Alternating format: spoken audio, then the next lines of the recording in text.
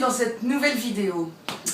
Aujourd'hui, nous allons parler des formats des livres et à cet effet, j'ai posé sur la table ce grand livre qui est un format in plano. C'est le plus grand format qui existe quand on parle de livres anciens. Et à côté, vous voyez un petit ouvrage, c'est un livre de format in 12. Il n'y a pas photo. Alors, on parle des formats aujourd'hui à la demande de Oriane, qui nous a posé la question sur Facebook. Que signifie ce vocabulaire un peu obscur, in 12, in 18, à quoi cela correspond-il? Eh bien, chère Oriane, la difficulté pour nous, nous autres des temps modernes, dirais-je, c'est que quand on parle de format, on imagine immédiatement des dimensions. On connaît tous le format A4, 21-29-7, le format A3. Pour nous, un format, c'est une dimension en centimètres. Alors, ce qu'il faut faire quand on commence à aborder ce genre de sujet, c'est d'oublier les calculatrices, les centimètres. En fait, le format des livres anciens, c'est plutôt une notion de façon et de grandeur.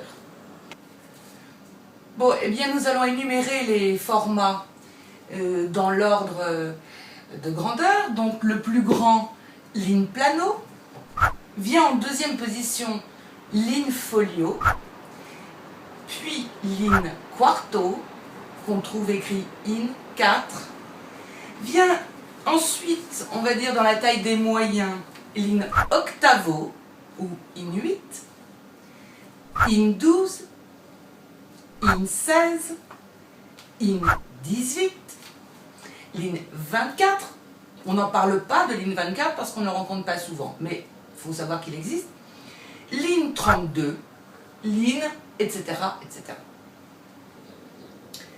Première constatation, ces chiffres qui sont placés derrière les in, vous remarquez que plus ils sont grands et plus le format est petit.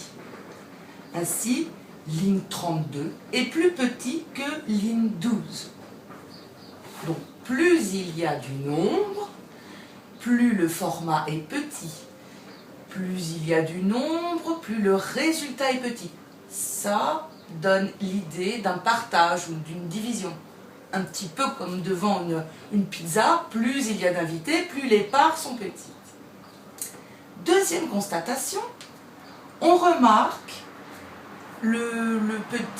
la particule in qui est placée devant tous les numéros ou tous les noms de format.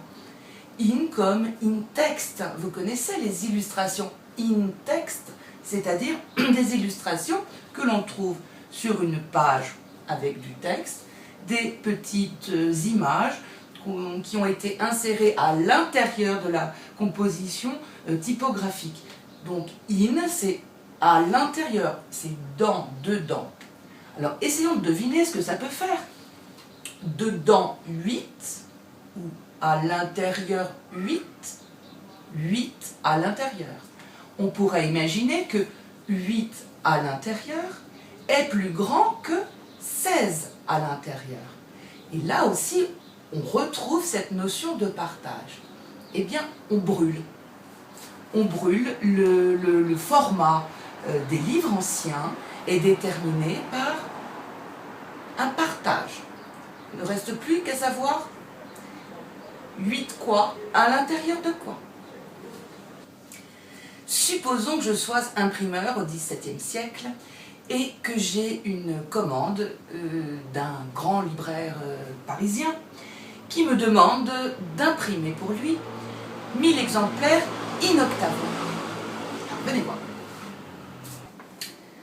Bien, je dois donc imprimer un in octavo, c'est-à-dire un in 8. Je vais donc me rendre à la réserve à papier, où je commande du papier au moulin, et je vais donc disposer devant moi de feuilles de papier. In 8 signifie 8 pages à l'intérieur de ma feuille. Je vais donc, en tant qu'imprimeur, imprimer 8 pages d'un coup d'un seul sur la face 1 au recto et 8 pages sur la face 2 au verso. Pour diviser une feuille de papier en 8, sans règle et sans calculette, il existe un moyen très simple, c'est le pliage. Regardez, je vais plier ma feuille afin d'obtenir 8 divisions parfaitement égales.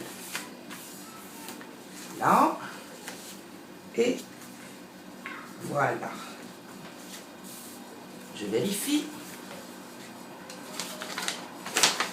1, 2, 3, 4, 5, 6, 7, 8.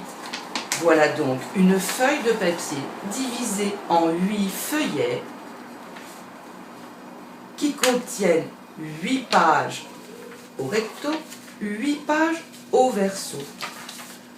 Mon livre, une fois terminé, aura cette apparence. On pourra dire que c'est un in octavo, un in 8. Alors évidemment, je suis imprimeur. Je ne vais pas m'amuser à plier mes feuilles, sinon je ferai livrer des feuilles pliées. L'imprimeur ne plie pas les feuilles.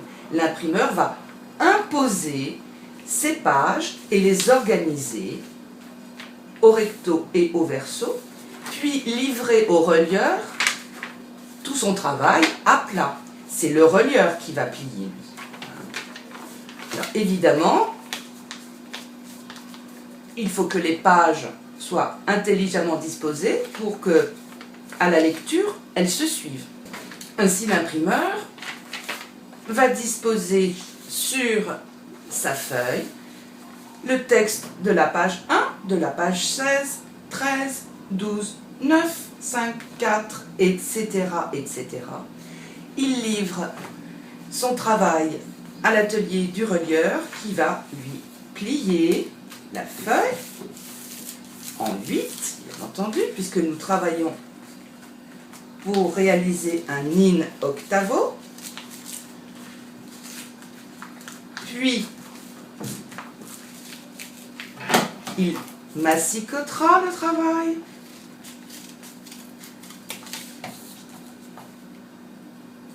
De façon à pouvoir relier tout l'ouvrage et avoir évidemment des pages qui se succèdent. 1, 2, 3, 4, 5, 6, 7, 8, 9, etc. jusqu'à la page 16. Voici notre cahier d'in octavo. Et l'imposition, évidemment, c'est-à-dire l'art de disperser les feuilles de papier est importante, mais ce n'est pas l'imposition qui détermine le format. Nous sommes en format in 8. Je l'écris là. In 8. Si la commande que le libraire parisien avait passée m'obligeait à faire un format in quarto, eh bien j'aurais divisé mon papier du moulin en 4 parts égales, de la même manière, par pli, en procédant au pliage de la feuille de papier. En pliant une feuille de papier de cette manière, nous obtenons bien 4 feuillets. 4 pages imprimées d'un coup d'un seul au recto, 4 pages imprimées au verso, ce qui nous donnera un livre imprimé de format in quarto. In 4. Voici un format in 4, voici un format in 8. Je continue. In folio, qui est plus grand que l'in quarto, fait penser que nous allons séparer la feuille en 2 morceaux. Un pli, 2 feuillets, 2 pages imprimées d'un coup d'un seul à l'intérieur de la page, au recto et au verso. In folio pourrait s'écrire in 2. Voici un livre de format in-folio. In-folio.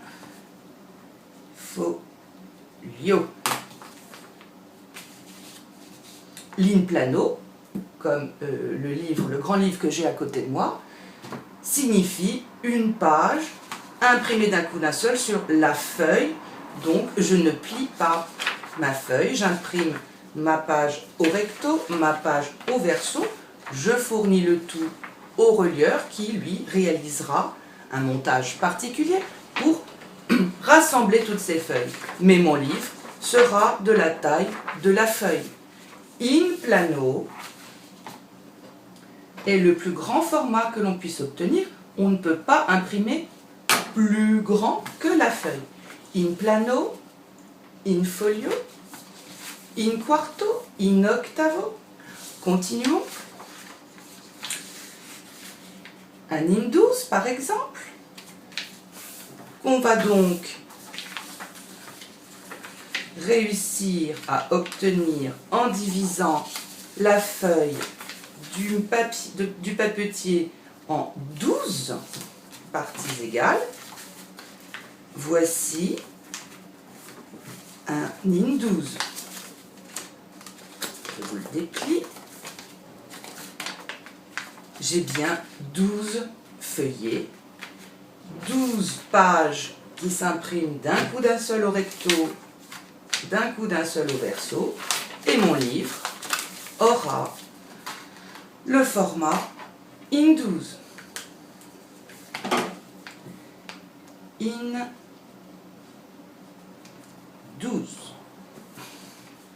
Poursuivons l'in-16. C'est somme toute logique. Plus il y a de pages à l'intérieur, plus le livre se rétrécit. On va faire un in-16.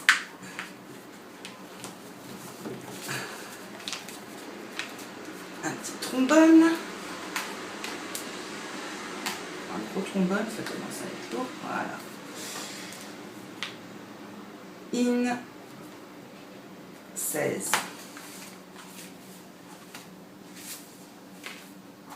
Je poursuis avec un in-18, correctement.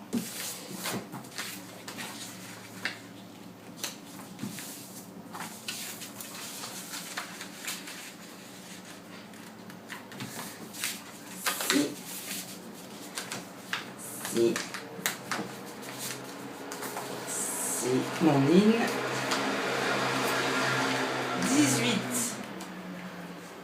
Alors tout à l'heure, je vous parlais de l'in-24, hein, c'est le même principe, mais on n'en trouve pas beaucoup. Voilà, in-18, plus petit que in-16. In-12, plus grand que in-16. Et enfin, l'in-32 suppose bien évidemment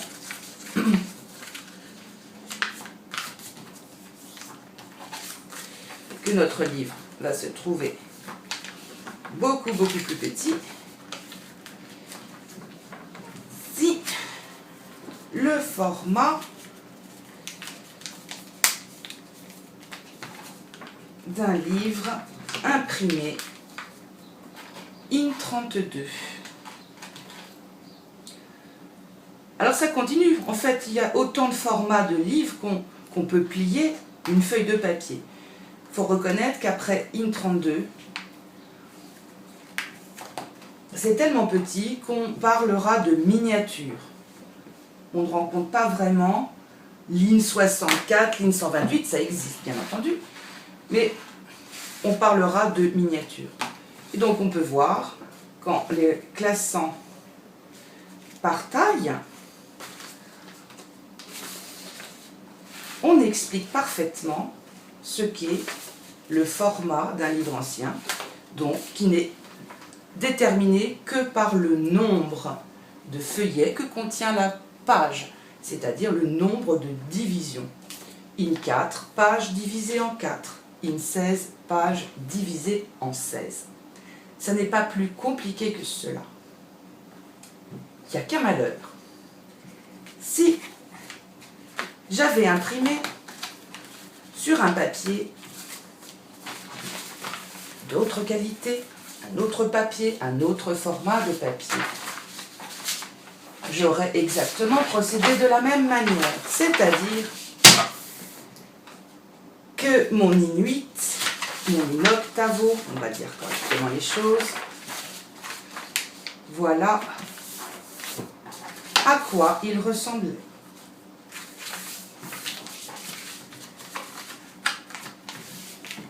Voici toujours un in-octavo, in8.